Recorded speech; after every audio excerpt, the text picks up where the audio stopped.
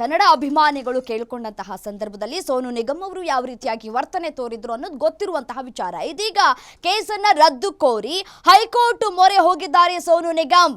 ಕನ್ನಡ ಮತ್ತು ಕನ್ನಡಿಗರ ಬಗ್ಗೆ ಅವಹೇಳನಕಾರಿ ಪದ ಬಳಕೆ, ಕೇಸ್ ರದ್ದು ಕೋರಿ ಹೈಕೋರ್ಟ್ ಮೊರೆ ಹೋಗಿದ್ದಾರೆ ಸೋನು ನಿಗಮ್.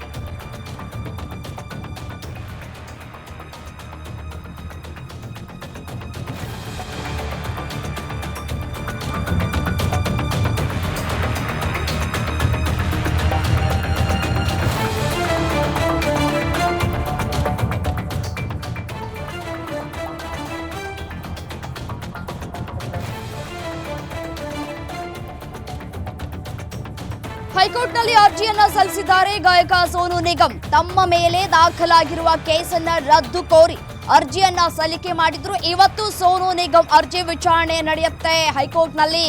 ಹೈಕೋರ್ಟ್ನ ನ್ಯಾಯಮೂರ್ತಿಗಳಾದಂತಹ ಶಿವಶಂಕರ್ ಅಮರಣ್ಣನವರ ಪೀಠದಲ್ಲಿ ವಿಚಾರಣೆ ಆಗ್ಲಿಕ್ಕಿದೆ. ಅವಲಹಳ್ಳಿ ಠಾಣೆಯಲ್ಲಿ ಎಫ್ಐಆರ್ ಕೂಡ ದಾಖಲಾಗಿತ್ತು. ಕನ್ನಡ ಭಾಷೆ ಹಾಗೂ ಕನ್ನಡಿಗರ ಬಗ್ಗೆ ಆಕ್ಷೇಪಾರ್ಹ ಹೇಳಿಕೆಯನ್ನ ನೀಡಿದಂತಹ ಪ್ರಕರಣದ ಅಡಿ ದಾಖಲಾಗಿರುವಂತಹ ದೂರು ಮತ್ತು ಎಫ್ಐಆರ್ ಅನ್ನ ರದ್ದುಪಡಿಸುವಂತೆ ಕೋರಿ ಗಾಯಕ ಸೋನು ನಿಗಮ್ ಹೈಕೋರ್ಟ್ಗೆ ಅರ್ಜಿಯನ್ನ ಸಲ್ಲಿಸಿದ್ದಾರೆ. ನೋಡಿ, ಕಾಲೇಜು ಕಾರ್ಯಕ್ರಮದ ವೇದಿಕೆಯಲ್ಲಿ ಕನ್ನಡಿಗರ ಭಾವನೆಗೆ ಧಕ್ಕೆಯನ್ನ ತಂದಿದ್ರು ಸೋನು ನಿಗಮ್. ಅವರ ವಿರುದ್ಧ ಕನ್ನಡ ಪರ ಸಂಘಟನೆಗಳು ಕೂಡ ದೂರನ್ನ ದಾಖಲು ಮಾಡಿದ್ವು, ಹೋರಾಟವನ್ನ ಕೂಡ ಮಾಡಿದ್ರು. ಈ ಒಂದು ದೂರಿನ ಮೇಲೆ ಎಫ್ಐಆರ್ ಕೂಡ ದಾಖಲಿಸಿದಂತಹ ಪೊಲೀಸರು ವಿಚಾರಣೆಗೆ ಹಾಜರಾಗಬೇಕು ಅಂತ ಹೇಳಿ ನೋಟಿಸ್ ಅನ್ನ ಕೂಡ ಜಾರಿ ಮಾಡಿದ್ರು. ಹೀಗಾಗಿ ತನ್ನ ವಿರುದ್ಧ ಬೆಂಗಳೂರಿನ ಅವಲಹಳ್ಳಿ ಠಾಣೆಯಲ್ಲಿ ದಾಖಲಾಗಿರುವಂತಹ ಪ್ರಕರಣ ಏನಿದೆ ಅದನ್ನ ರದ್ದು ಕೋರಿ ಸೋನು ನಿಗಮ್ ಅರ್ಜಿಯನ್ನ ಸಲ್ಲಿಸಿದ್ದಾರೆ.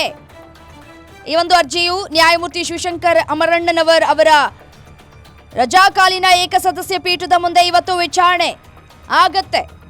ಸೋನು ನಿಗಮ್ ಅರ್ಜಿಯಲ್ಲಿ ದೂರುದಾರ ಕರ್ನಾಟಕ ರಕ್ಷಣಾ ವೇದಿಕೆ ಅಂದ್ರೆ ನಾರಾಯಣಗೌಡ ಬಣ, ಬೆಂಗಳೂರು ನಗರ ಜಿಲ್ಲಾ ಘಟಕದ ಅಧ್ಯಕ್ಷ ಟಿ.ಎ. ಧರ್ಮರಾಜ ಮತ್ತು ರಾಜ್ಯ ಸರ್ಕಾರವನ್ನ ಪ್ರತಿವಾದವನ್ನ ಕೂಡ ಮಾಡಲಿದೆ. ಏನಾಗುತ್ತೆ ಅನ್ನೋದು ಒಂದ್ ಕಡೆ ಕುತೂಹಲಕ್ಕೂ ಕೂಡ ಕಾರಣ ಆಗ್ತಾ ಇದೆ. ರದ್ದು ಕೋರಿ ಹೈಕೋರ್ಟ್ ಮೊರೆ ಹೋಗಿದ್ದಾರೆ ಸೋನು ನಿಗಮ್. ದೂರು ಮತ್ತೆ ಎಫ್ಐಆರ್ ರದ್ದುಪಡಿಸುವಂತೆ ಅರ್ಜಿಯನ್ನ ಸಲ್ಲಿಕೆ ಮಾಡಿದ್ದಾರೆ ಸೋನು ನಿಗಮ್.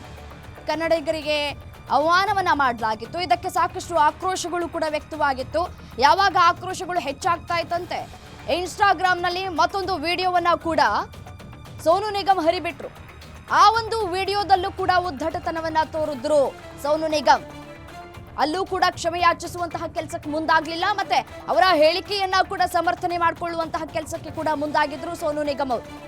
ಇದಾದ ನಂತರ ರೊಚ್ಚಿಗೆದ್ದಂತಹ ಕನ್ನಡದ ಅಭಿಮಾನಿಗಳು ಎಫ್ಐಆರ್ ಅನ್ನ ದಾಖಲು ಮಾಡಿದ್ರು. ಅವರ ವಿರುದ್ಧ ದೂರು ಕೂಡ ದಾಖಲಾಯಿತು. ಅವಲಹಳ್ಳಿ ಪೊಲೀಸ್ ಠಾಣೆಯಲ್ಲಿ ದೂರು ದಾಖಲಾಗಿದೆ.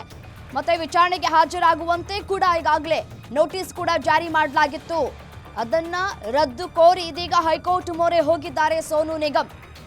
ಯಾವಾಗ ಕನ್ನಡಿಗರು ಆಕ್ರೋಶವನ್ನ ಹೆಚ್ಚು ಮಾಡಿದ್ರು, ಅದಾದ ನಂತರ ಪೋಸ್ಟರ್ ಅದು ಕೂಡ ಇನ್ಸ್ಟಾಗ್ರಾಮ್ನಲ್ಲಿ ಪೋಸ್ಟ್ ಹಾಕಿ ಕ್ಷಮೆಯನ್ನ ಕೇಳಿದ್ರು. ಅಲ್ಲೂ ಕೂಡ ಅದಕ್ಕೆ ಸಾಕಷ್ಟು ಅಸಮಾಧಾನಗಳು ಕೂಡ ವ್ಯಕ್ತವಾಯಿತು.